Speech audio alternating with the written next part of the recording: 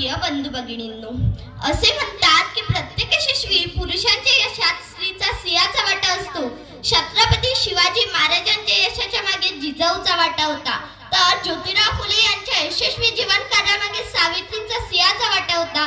त्याचप्रमाणे भारतीय राज्यघटनेचे शिल्पकार, दीनदलितांचे उद्धारक, थोर कायदे पंडित, विश्वरत्न भारतरत्न डॉक्टर बाबासाहेब आंबेडकर यांच्या थोर कार्यात सुशील कर्तव्यदक्ष त्यागमूर्ती माता रमाई यांचा सिंहाचा वाटा होता. माता रमाई यांचा सिंहाचा वाटा होता. माता रमाई फार कष्टाळू, मेहनती व प्रेमळ होत्या.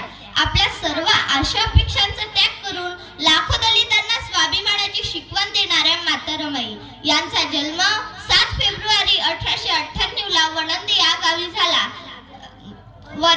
गावी झाला. लग्नानंतर त्या बाबासाहेबांची काळजी एका आईप्रमाणे घेत असत. बाबासाहेब शिक्षणासाठी परदेशात